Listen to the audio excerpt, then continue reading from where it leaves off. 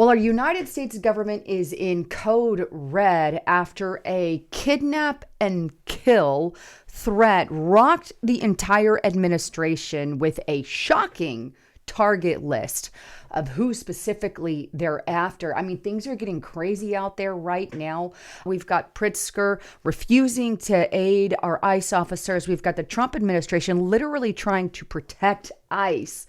And the crap is hitting the fan, folks. I don't know about you, but this is looking closer to and closer to something that happened in our past. And I'm going to get into all of that. But let's start first with Kristi Noem and this announcement on this kidnap and kill list. Take a listen to what she dropped on Fox News here in this report. Intelligence indicates that these people are organized. They're getting more and more people on their team as far as attacking officers, and they're making plans to ambush them and to kill them. We have specific officers and agents that have bounties that have been put out on their heads.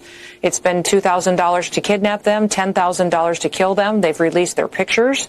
They've sent them between their networks, and it's an extremely dangerous situation and unprecedented. So we've put protective detail around those individuals, change some of our operations to keep our officers safe. But make no mistake, this isn't just about, protesting free speech or that they don't like that people out here are upholding the law of our country. They're actually going out there and saying, kill these people and we'll give you this much money to do it. Wow. Kill these people, put them on kidnap lists, and we'll give you this much money to take care of it. I mean, this is the kind of stuff, these are the kinds of attacks that are now happening against ICE agents. And mark my word, it is because all this radical rhetoric by the Democrats calling them Nazis and Gestapo and slave patrollers and kidnappers. And now we've got gang members who have literally put a real target list of names, putting our government on code red and having a bounty on their heads, $2,000, for a kidnapping, $10,000 for a kill. I mean, look, things are getting crazy here in the U.S., and I've got a lot to share with you in today's broadcast. You're going to want to hear it. But I got to give a quick shout out to my sponsor, Noble Gold Investments. You see, gold has gone mainstream. You're seeing it everywhere. The prices are skyrocketing. In fact, more Americans are turning to gold to protect their wealth, and you should too. But how do you do that? Well, you do that by giving Noble Gold Investments a call today at 1-877-646-5347. They have helped thousands of people by doing things like rolling over their 401k into a gold IRA, or even sending physical bars and coins directly to your door. So you have that hedge of protection. So give them a call today and talk to one of their no-hassle specialist people who makes it simple, safe, and stress-free. Or go to lisahavengold.com, fill out this information, and they're going to send you a free wealth protection kit. That's lisahavengold.com. And by the way, if you do call them, make sure you mention my name, because right now they are giving away this 1 10-ounce silver American flag bar and 1 silver American Eagle proof coin with any new qualified account, either an IRA or a cash purchase. So make sure you give them my name. But with that, there's always a risk to investing. There's never a guarantee. If you want more information, click that more button or click the link in the description box below. But with that, things are really exploding, folks. And I really think that the Democrats are pushing us, or many of them within the Democrat Party want to push us towards an internal war, aka civil war. Obviously, this is not something I want. I am against violence, but it seems this is what they're attempting to do with all their rhetoric, right? Let me just show you the latest rhetoric. And specifically, I want to get into Governor Pritzker, because he is the one, and multiple states, by the way, are now refusing to help ICE or even DHS. And they're refusing aid to them. Hey, we're not going to send our PDs in to help you, even though you're cornered and surrounded. No joke. This is the kind of crap that is going on right now. Here's Governor Pritzker. ICE is running around Chicago harassing people for not being white. Just a year ago, that was illegal in the U.S., and now it's commonplace. That's not making America great again. By the way, none of this is illegal, what is going on, right? He is trying to bring stability to these places that have had crime exploding over and over and over again because of these sanctuary city policies. But he's literally terrifying minority people by saying Donald Trump is going to arrest you. because you're not white.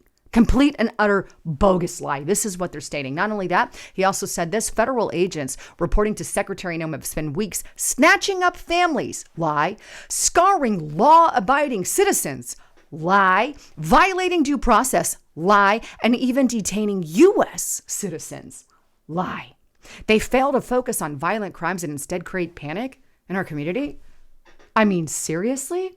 If you heard that, you'd be like, oh my God, we're going to get arrested. We're just for, we're a U.S. citizen. We could be arrested for no reason. And you know what? It's that kind of rhetoric that is causing the spike in attacks, over 1,000% increase in attacks on ICE and attacks on ICE facilities. In fact, Governor Newsom, who is their potential presidential candidate runner, is also throwing freaking wood on the flame, and here he is. This is a breathtaking abuse. Talking about Pritzker, right? This is a breathtaking abuse of our law and power by the President of the United States. We are on the brink, he says, of martial law. Oh, and then he concludes, don't be silent. What do you mean by that, Newsom? What on earth do you mean? And then we have rhetoric like that. And because of rhetoric like that, we got this kind of stuff happening in Oregon and Illinois and these kinds of protests. You can see protesters out there. And the ICE agents are forced to protect themselves. They're deploying, what they normally deploy, their tear gas and all of that in Portland, Oregon. And then we also have this. So this is a little bit more here. You've got this mess going on. But this is the kind of stuff that is now happening as a result of this rhetoric from these radical leftists. Things are so bad, folks, right now that the National Guard, Donald Trump is trying to get the National Guard deployed to help ICE. And he's getting refused and sued and the whole 9 yards. In fact, things got so bad that Texas tried to aid him because he knows ICE is being attacked. Here we have the Texas Tribune. Greg Abbott authorizes Trump to deploy Texas National Guard to other states to protect federal officials. But it comes with a ... by the way, because there's a judge action that intervened in that. And here's what it says. President Donald Trump ordered the deployment of 400 members of the Texas National Guard to other states, including Oregon and Illinois, according to Sunday's social media post from the governor of Texas and Illinois. Though by late Sunday, ... a federal judge temporarily blocked the mobilization of any state National Guard to Oregon. In other words, this kind of stuff is going to continue to happen without them helping, right? But it goes on. Illinois also sued on Monday to stop the deployment to its state. On Sunday evening, Pritzker, a Democrat, first announced the president's actions, complaining that no one from the federal government had reached out to coordinate. He called it Trump's invasion and called on Governor Abbott to withdraw support from the move. The announcement about the mobilization followed protest at ICE facilities in the states that have led to arrests. So we've got protests breaking out in Oregon and Illinois, and they're like, we're not going to allow the National Guard to come in to help you. Folks, those are fighting words. Fighting words. In fact, in response to that, Pritzker came out, made his little own announcement regarding the troop deployment, right? And the fact that he's suing, of course. He goes, this evening, President Trump is ordering 400 members of the Texas National Guard for deployment to Illinois, Oregon, and other locations within the U.S. No officials have called me directly to coordinate. Well, whether or not that's true, I don't know. It goes on, we must start calling this what it is, Trump's invasion. It started with federal agents. It will soon include deploying federalized members of the Illinois National Guard against our wishes. And it will now involve sending other states' military troops. I call on Abbott to immediately withdraw his support for this decision and refuse to coordinate. There is no reason the president should send military troops to a sovereign state without their knowledge, consent, or cooperation. The brave women and men who serve in our National Guard must not be used as political props. This is a moment where every American must speak up and stop this madness. Meanwhile, they're out there calling it martial law and the whole 9 yards. This is not what is happening, folks. It absolutely is not. In fact, what is happening is they're trying to round up criminals who have committed crimes who are not citizens. Something that's happened forever. Obama deported more people than even Donald Trump, especially in his first term. And now we're at the second term. Why didn't they say anything under Obama? Because it's all about getting Trump. It's all about an agenda. Look, I do believe there's a lot of people within the Democrat Party who are trying to ignite war in the U.S. It's chilling to the core. In fact, things are so bad that we now have proof via audio that Chicago PD were ordered not to assist federal agents when they were cornered by some of these radicals. And the agents were actually en route when this is going on. Let me play that clip for you because you need to hear it for yourself. But take a listen to this. On foot wearing all black? No hairstyle. Okay, 10-4. And one is for the hit and run. This guy fled from the scene at 37th Place in Kedzie. It all started at I-55 in Kedzie. Then they fled southbound at Kedzie, where that offending vehicle crashed. They ran the federal agent off the road. They fled on foot westbound 37th Place from Kedzie. It was a male Hispanic younger wearing all black clothing. 99. Yeah, send the cars in that direction.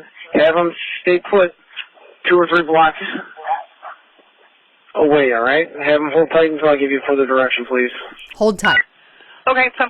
And for the units responding to 39th Place in Kedzie per 999, if you guys can just, for the units responding to 39th Place in Kedzie, if you guys can start heading there as quick as you can, and then just hold tight for instructions with 999. 999. 999. For the chief of patrol, clear everybody up. We're not responding over.